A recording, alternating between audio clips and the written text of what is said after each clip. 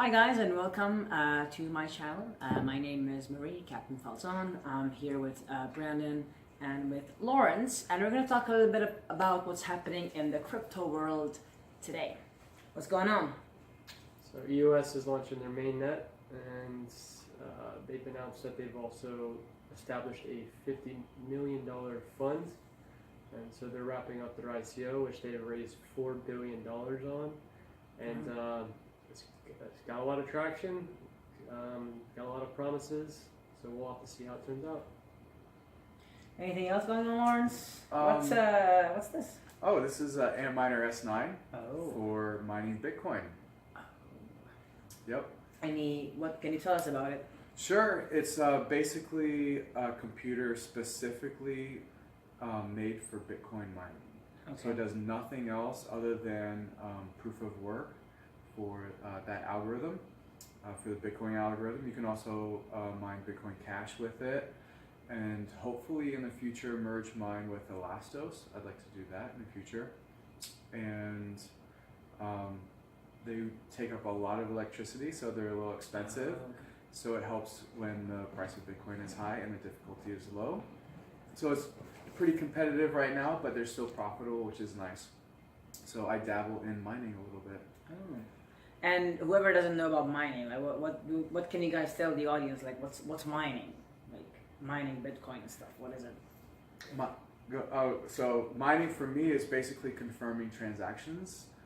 So if I send Brandon some money, I will send that information out on the network through the miners, and they will send that transaction to all the other miners, so everybody has a shared record, a shared ledger of that transaction. Mm-hmm. Exactly. And there's multiple ways for mining, different scripts, different algorithms, and the equipment is built towards those algorithms.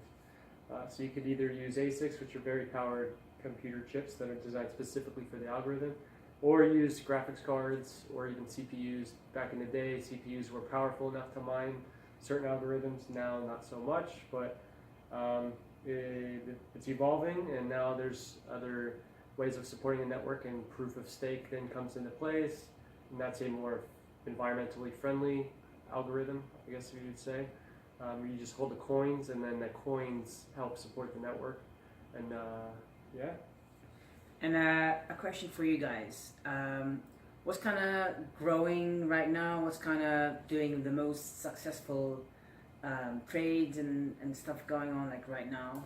Well, In your opinion, obviously. Well, today EOS jumped up about 20-25%, so that was one of the bigger gainers today, and that was due to the mainnet and some other announcements. And they're about ready to do the token transfer, which you actually get your EOS tokens on the actual blockchain for EOS blockchain. So that's, people are trying to get their tokens before the transfer, but they're trying to time the market. So that one was a big mover today. Any other coins? Any other big major changes or coins going higher? Litecoin had an announcement that they've entered a partnership with some porn company.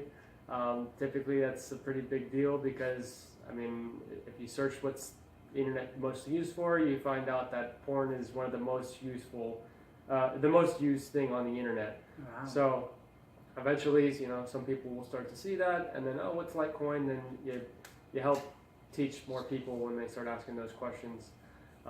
So that's kind of interesting. A lot of coins have been hacked recently. Verge was hacked, so and also Bitcoin Gold. So Verge was actually hacked twice. When we talk about hacks, like what's going on? What's happening? What goes on? It's called, they got hacked with the 51% attack. That means if you own 51% of the hashing power, you can actually do a double spend and claim the block every single time. So basically own that network as long as you have more than 51% of the network. And so basically someone did that, and it was able to, I think, hack a couple $1 million in their coin. And they also successfully hacked Bitcoin Gold. Since then, they've been posting and figuring out what's the cost to hack some of these coins, and it's actually surprisingly low cost to do. Now, if you purchase the equipment, that's another story, but now you're figuring out other ways where you could just purchase the hashing power. without purchasing the equipment. So basically, like renting the computer. So he could have the computer, he owns it. I can basically buy an hour's worth of mining from him, and potentially buy that times 1,000 on some other smaller coin, and take ownership of that blockchain 51% and double spend.